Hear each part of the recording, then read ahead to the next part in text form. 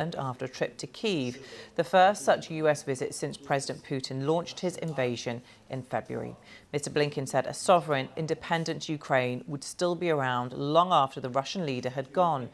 The Secretary of State and the Defense Secretary, Lloyd Austin, took a train from Poland to Kyiv and met the Ukrainian. On the streets in Kyiv, evidence of the fact that the battle for Kyiv was won, and there is what looks, from the surface at least, to be normal life in Kyiv. But that's in stark contrast to what's going on in other parts of Ukraine in the south and the east, where the Russian brutality is doing horrific things to people every single day. In terms of wars won and lost, again, I come back to the proposition that in terms of Russia's war aims, Russia has already failed, and Ukraine has already succeeded, because the principal aim that President Putin brought to this, in his own words, was to fully subsume Ukraine back into Russia, to take away its sovereignty and independence. And that has not happened, and clearly will not happen.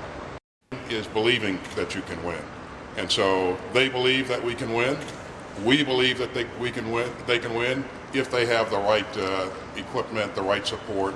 And we're going to do everything we can, continue to do everything we can to ensure that that gets through.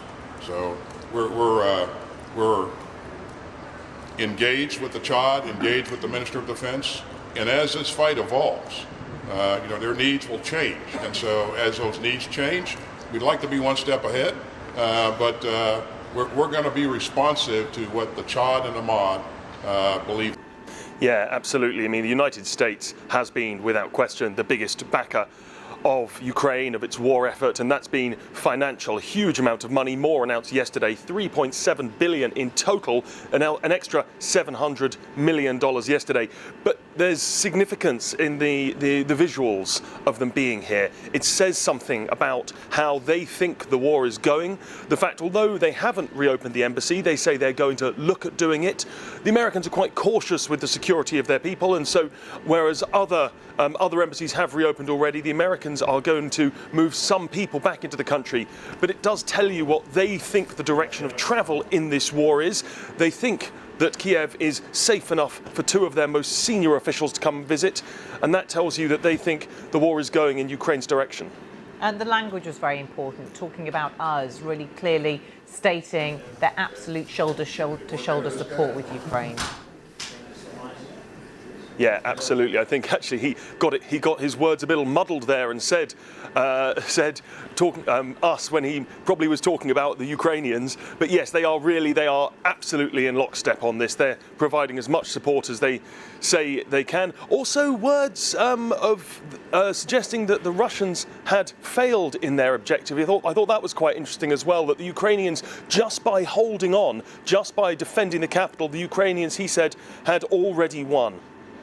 And it's going to be interesting, I guess, going forward. I mean, the Americans have committed hundreds of millions of dollars militarily, but where does that support end? I don't think we know the answer to that yet, but, is it just going to be ongoing until this does end?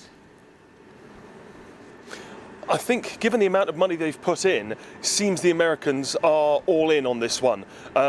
Again, we can't predict the future, but it seems highly unlikely that they would at some point decide that this was too costly. I believe Congress has approved even more funding than's been offered already.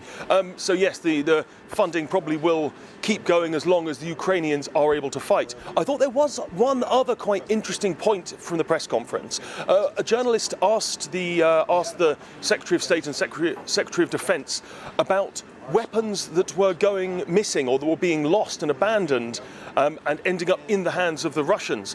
And the Secretary of State didn't deny this. He said, of course, it is difficult in war. Sometimes things will go awry. But it was interesting, I thought, that there was a kind of a tacit and implicit acknowledgement there that some of the help that is supposed to be going to the Ukrainians is unfortunately and ultimately ending up in the hands of the Russians instead.